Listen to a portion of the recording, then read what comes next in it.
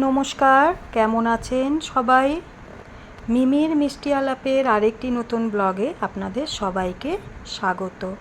আজকে যে দিনের ব্লগটি আমি শেয়ার করব সেই দিনটি রবিবার, সকাল প্রায় 6:30 থেকে। গুড মর্নিং বন্ধুরা, এখন বাজে 6:20। উঠেছি আর একটু আগে, উঠে একটু ফ্রেশ হয়ে তারপর দেখলাম 6:20 বাজে, তো এখন এক্সারসাইজ করার টাইম। তো এক্সারসাইজ করে এটা খুবই উপকারী। এরপর তো মধু জল এসব খাওয়াই হবে। তো এক্সারসাইজ ঘন্টাখানিকের উপরে করি, তারপর ওইসব আবার খাওয়া শুরু করি। তো চলুন এক্সারসাইজটা শুরু। গরম জল করছি, আজকে একটু হালকা করে একটু ব্ল্যাক কফি খাবো। রোজ সকালে খাওয়া হয় না, তো সেই জন্য আর আপনাদের সাথে কিছু শেয়ার করা হয় না। সকালে চা থেকে আর আপনাদের সাথে গল্প করা হয় না। তো আজকে যেহেতু একটু সকাল সকাল শুরু করলাম, নিরামিষ। সকালে উঠেই আবার গ্যাসগুলোকে একটু ভালো করে পরিষ্কার করে নিলাম। মোটামুটি এদিকে সব কাজ শেষ করে তারপর এই ভাবলাম একটু ব্ল্যাক কফি খাই। সকালে উঠে এক্সারসাইজ করার পর তো মধু জল খেয়েছি, তারপরে একটু কফি খেতে ইচ্ছে করলো, ব্ল্যাক কফি, তাই একটু ব্ল্যাক কফি করলাম।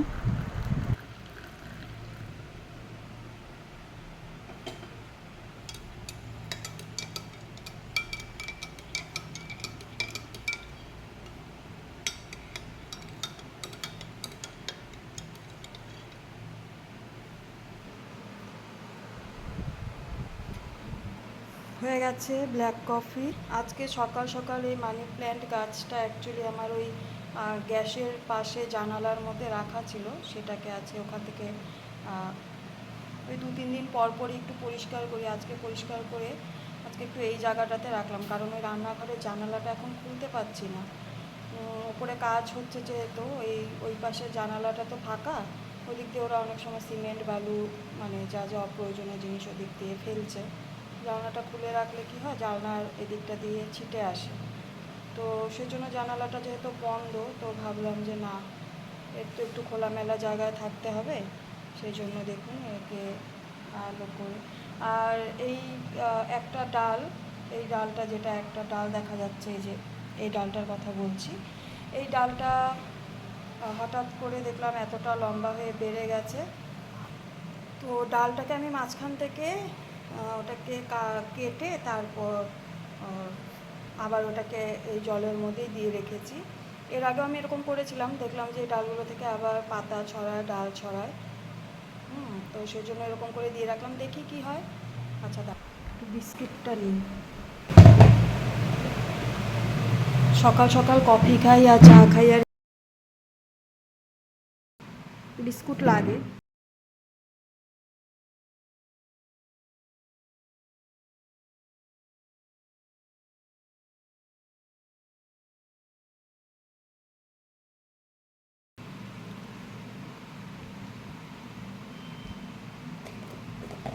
কদিন থেকে ব্লগ দিতে দেরি হয়ে যাচ্ছে আপনাদের সাথে, কারণ আগেও বলেছি, আগের ব্লগেও বলেছি যে মিস্ত্রিরা যেহেতু কাজ করছে।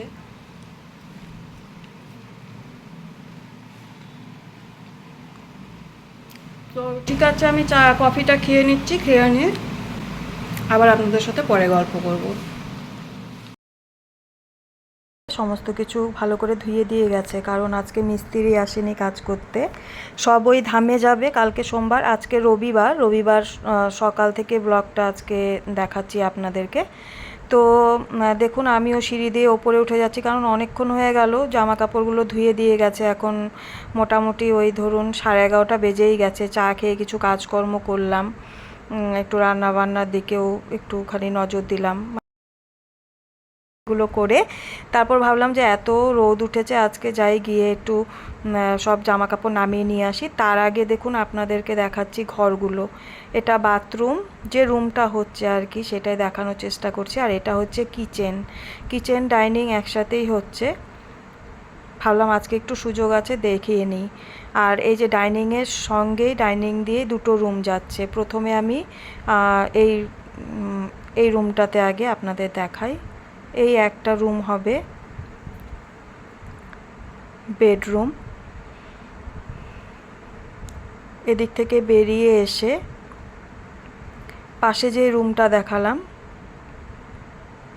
এই রুমটা পাশাপাশি এই দুটো রুম হবে। এই রুম দিয়েও বেলকনিতে যাওয়ার, ওই যে দেখতেই পাচ্ছেন একটা দরজা লাগিয়ে গেছে, দরজাগুলো খোলা যাবে না এখন, ওটা সেট হওয়ার জন্য বন্ধ করে রেখেছে। আর এই দেখুন এইটা হচ্ছে একটু সিটিং রুম, বসার রুম টুম করা যাবে। তো এখানে একটা জানালাও দেওয়া আছে আর এইটা দিয়েও বেলকনিতে যাওয়া যাবে। সামনেই হাই রোডটা আমাদের, মানে মেন রোডটা। আর এই তো এই হলো 3খানা রুম। আর ওয়াল আলমারি করা হচ্ছে দুটো। আর এই পাশ দিয়েও দেখুন রাস্তা দেখা যাবে, মাঠটা আছে ওটা দেখা যাবে। উপরে আসলে বেশ ভালোই লাগবে, সারাদিন সময় কেটে যাবে। আর এই পাশে তো উপরে ওঠা সিঁড়ি, আর এই যে এই পাশে হচ্ছে নিচের সিঁড়িটা। তো এবার আমি ওপরে যাব। আজকে সেই গান বাজনা হচ্ছে বলতে ধামে যাওয়ার, বাবা ধামের সব যাওয়ার জন্য, ভোলেনাথের মাথায় জল ঢালার জন্য সব আমাদের এখানে অনেক কিছু আয়োজন করা হয় এই পাড়া থেকে। তো সেটাই আপনাদেরকেও একটু দেখাবো, কারণ এখানে তো জানেনই সাউন্ড অফ করে দিতে হয়, তাই সাউন্ডটা কিন্তু একদম মিউট করে দিয়েছি। ওই দেখুন একটা সুন্দর গেট দেখতেই পাচ্ছেন হয়তো, ওই একটা গেট বানিয়েছে, ওই পারে আরও গেট বানিয়েছে। দাঁড়ান রাত্রে লাইট জ্বলবে তখন ভালো করে আবার একবার আপনাদেরকে দেখাবো। এখন তো আমি ছাদের থেকে দেখছি, রাতের বেলা নিচে গিয়ে নিচের থেকে দেখবো যখন সন্ধ্যাবেলা থেকে যখন যাবে। আর এই যে লাল রঙের একটা দেখতে পাচ্ছেন ছোট করে প্যান্ডেলের মতন করেছে, এখানে ওই সবাইকে একটু জল শরবত এইসবের ব্যবস্থা করা হয়েছে রাস্তা দিয়ে যারাই যাবে পথচারীরা আজকে ধামের উদ্দেশ্যে। আর এই রাস্তা ধরেই সোজা চলে যাবে আমাদের বাড়ির সামনে দিয়ে একদম। ওই দিক থেকে সেই বলে কি না কি নদী আছে একটা সামনে, শুনেছি আর কি। ওই নদী থেকে জল তুলে নিয়ে সব ওই রাস্তা দিয়ে তারপরে বেরিয়ে সোজা চলে যায় নাকি বক্রেশ্বরের দিকে। তো এখানে রোজ হয় না, এখানে লাস্ট সোমবারটাতেই আর কি সব এই দিক থেকে যারা যায় তাদের জন্য এই আয়োজনটা করে আর কি। তো যাই হোক, তো অতটা দূর, কয়েক কিলোমিটার, অনেকটা দূর নাকি সবাই এখান থেকে হেঁটে যায়। সে তো যায়, আমরা শুনেওছি যে তারকেশ্বরেও নাকি সেই শেওড়াফুলির ওই দিক থেকে সবাই হেঁটে যায়। তো জামা কাপড় নিয়ে চলে এলাম, কিছু কিছু শুকিয়েছে, কিছু কিছু শুকায়নি, রেখে দিয়ে এসেছি। তো আজকে তো নিরামিষ খাচ্ছি আমরাও, তো সেজন্য এখানে একটু আলু পোস্ত করেছি, আলু পোস্ত হবে। আলু পোস্তটা আমি আমার মতো করে করি, মানে মিষ্টি মিষ্টি হয় না, একটু ঝাল টাল দিয়েই করি, মানে কাঁচা লঙ্কা। আর এখানে হচ্ছে একটু মুগ ডালে একটু টমেটো দিয়ে দিয়েছি, এভাবে বড় করে টুকরো করে কেটে তা তুলে আমি যাতে খেতে পারি সেই জন্য। একটু ঘন করে মুগ ডাল হবে, একটু আলু পোস্ত।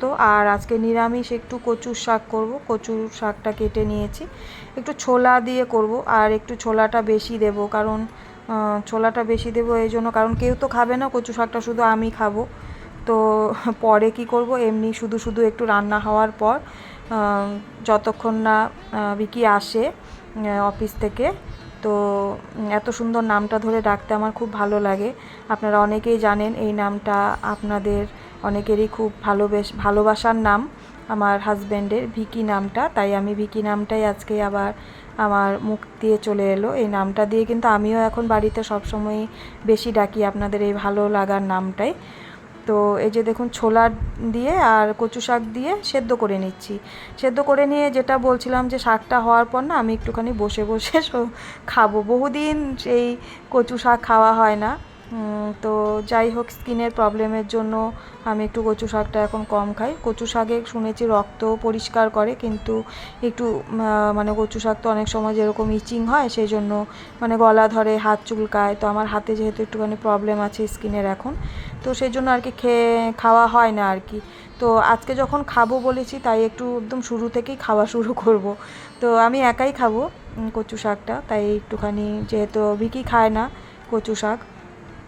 তো এই পাশে আলু পোস্ত হয়ে গেছে। আলু পোস্তটা না আমি কিভাবে করি বলুন তো, আমি একটুখানি আলু পোস্তের মধ্যে একটুখানি পোস্তর সাথে পোস্তটাকে তো শুকনো আগে একটু গুঁড়ো করে নিই, তারপর যখন জল দিয়ে পেস্ট করি তখন কয়েকটা কাঁচা লঙ্কা দিই, কারণ ঝাল ছাড়া আমারও ভালো লাগে না, ভিকিরও ভালো লাগে না। তো সেই জন্য একটুখানি ঝাল দিই, ঝাল দিয়ে তারপর রান্না করি। তো এইভাবে কচু শাকটা খুব ভালো করে সেদ্ধ করে নিচ্ছি। আমি না ভুলে গেছি আপনাদের দেখাতে, মানে সেভাবে রেসিপিটা দেখাবো না বলেই হয়তো বা মাথা থেকে ওটা আউট হয়ে গেল। একটুখানি না আমি এই কচু শাকটা সেদ্ধ করার সময় হাতটা একটুখানি কুটকুট করছিল বলে আমি না এর মধ্যে একটু লেবুর রস চিপে দিয়েছি, আর রান্নার সময় লাস্টের দিকে হালকা একটু লেবুর রস চিপে দেব। তো এইভাবে কচু শাকটা রান্না করে নেব। কচু শাকটা রান্না করে তারপর আরও বাকি কাজকর্ম সেরে নিতে হবে। নামিয়ে নিলাম কচু শাক আর ছোলাটা সেদ্ধ করে, এবার ওই কড়াইতেই কড়াইটাকে গরম করে নেব জলটা ফেলে, আর দিয়ে দিলাম সর্ষের তেল। কড়াই গরম করে সর্ষের তেল দিয়ে দিলাম। সর্ষের তেলটা গরম করে এর মধ্যে আমি প্রথমে কালো জিরে একটু ফোড়ন দেব, আর দেব শুকনো লঙ্কা ফোড়নে। কচু শাক কিন্তু একটু ঝাল দিলে পরে আর একটু টক দিলে গলা ধরার ব্যাপারটা চলে যায়। শুকনো লঙ্কাগুলো না সবসময় রান্না করি আর বলি যে একদমই ঝাল নেই সেরকম। তো দিলাম 3খানা শুকনো লঙ্কা, দিয়ে এবার কয়েকখানা বেশ কাঁচা লঙ্কা দিলাম। ঝাল নেই তো, কাঁচা লঙ্কাগুলো একদম ঝাল নেই। তো যাই হোক, এইভাবে খুব ভালো করে প্রথমে এভাবে মিশিয়ে নিয়ে তারপর খুব ভালো করে একদম রসিয়ে কষিয়ে কচু শাকটা রান্না করি। রান্না করে তারপরে টুকটাক কিছু কাজকর্ম আছে, রান্নার বাসনপত্র গুছিয়ে খাবো একটু কচুর শাক, তারপরে লাঞ্চ টাঞ্চ করে নেব। বিকি আসবে ততক্ষণে, বিকি এলে লাঞ্চ করব। একটু নুন, একটু হলুদ আর সামান্য একটু না, এর মধ্যে আমি একটু জিরের গুঁড়াটা দিলাম। জিরের গুঁড়াটা দিলে ভালোই লাগে খেতে, নিরামিষ তো। তো যাই হোক, এইভাবে খুব ভালো করে খুন্তি দিয়ে দেখুন মিশিয়ে নিচ্ছি যাতে পুরো মিশে যায় আর কি। ওই একটু শুধু শুধু খাবো দেখেই ছোলাটা বেশি দিলাম।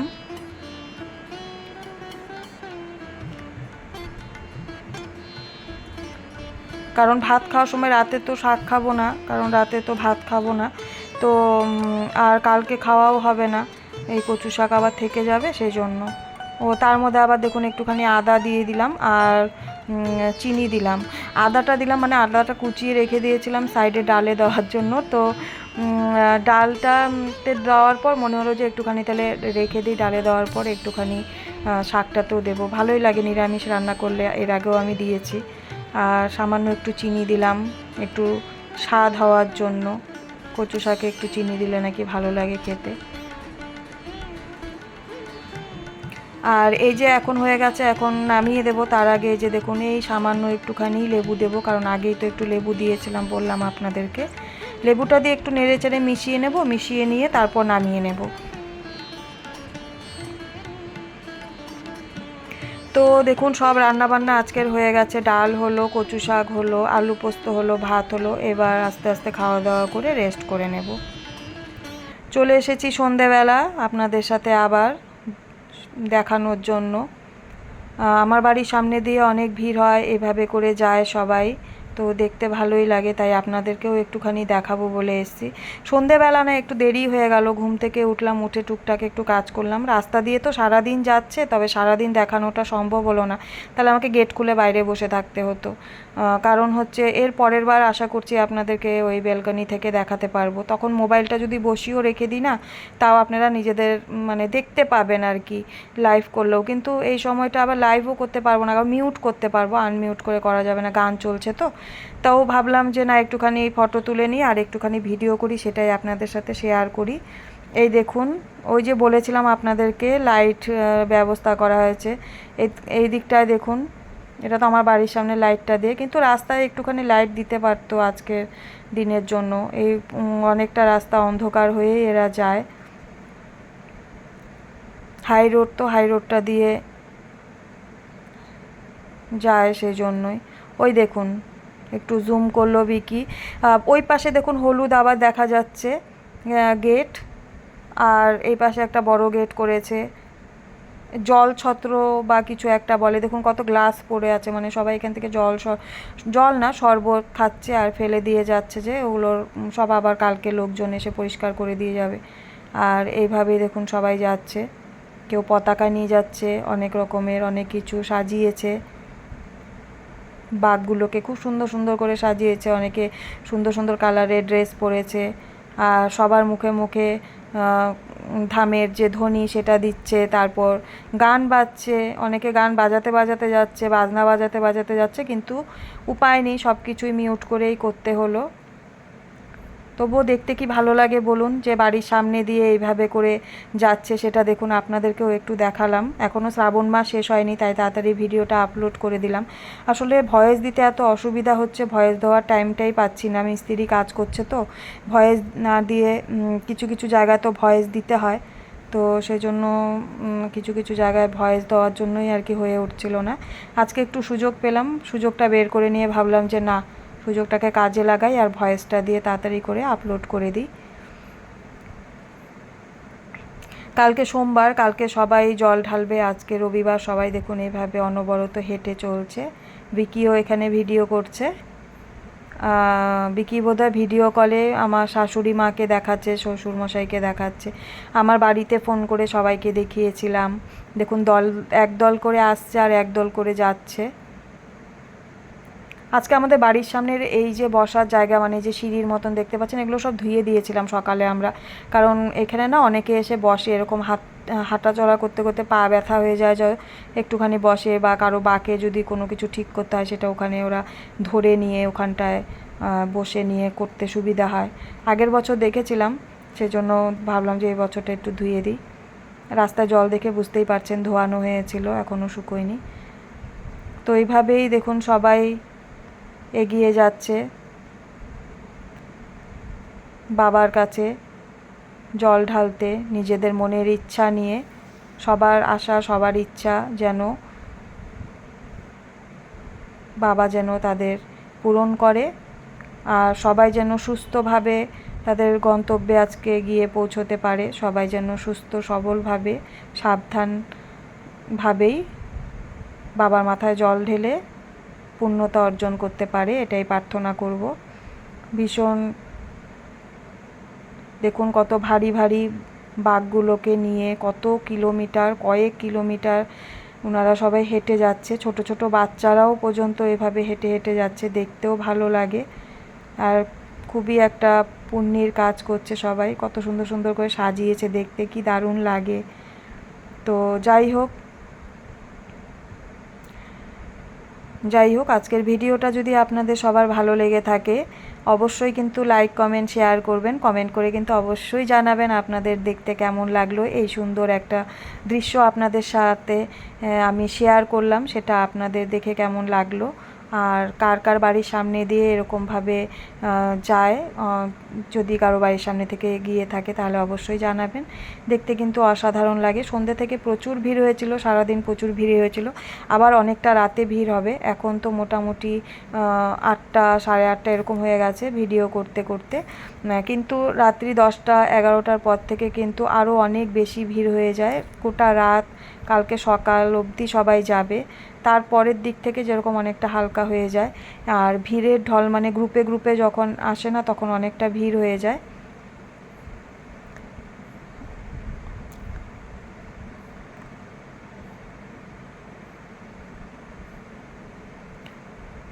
সবাই দৌড়ে দৌড়ে যাচ্ছে।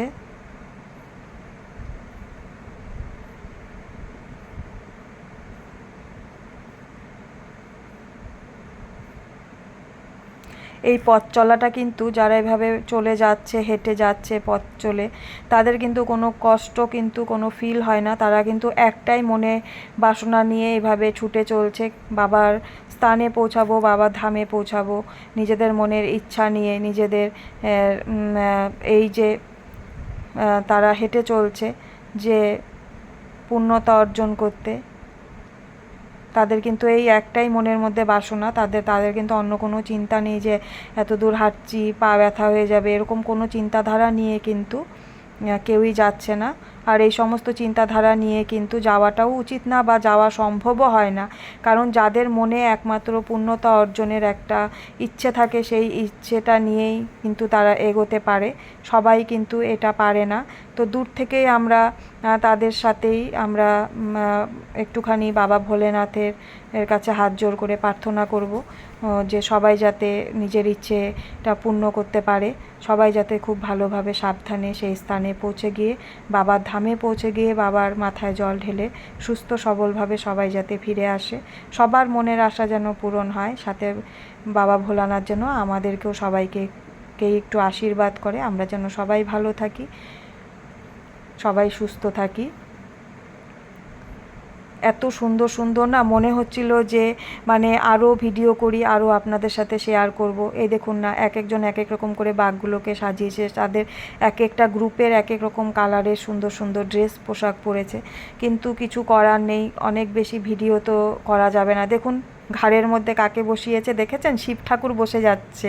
এটা দেখে প্রথমে ভেবেছিলাম একদম সত্যিকারের একটা বোধহয় বাচ্চাকে বসিয়েছে। সত্যি দূর থেকে যখন আসছিল সে দৌড়ে দৌড়ে আমরা একদম রোডের কাছে চলে গেছি, এমনিতেও তো রোডের কাছেই বাড়ি, একদম মানে একদম লাস্ট মানে আমার বাড়ির লাস্ট সীমানাটায় চলে গেছিলাম এগিয়ে দেখার জন্য। পরে গিয়ে দেখছি এটা একটা মাটির, কি সুন্দর তৈরি করেছে বলুন তো, এইভাবে কি সুন্দর সেজে যাচ্ছে, অনেকে বড় বড় ত্রিশূল নিয়ে যাচ্ছে, মানে অসাধারণ অসাধারণ এই দৃশ্য আমরা সামনে থেকে দেখেছি। যে ফিলিংসটা, যে উপভোগটা করেছি, হয়তো অতটা ভিডিওতে আপনাদেরকে তুলে ধরতে পারলাম কি না, আপনারা বুঝতে পারলেন কি না। এই দেখুন, আপনাদেরকে আগেও বললাম অনেকে হাঁটতে গিয়ে পা ব্যথা হয়ে যায় যখন তারা একটু রেস্ট নেয়, তো অনেকে এইভাবে দাঁড়িয়েছে, তো অনেকে আবার এই জায়গাটায় এসে বসে।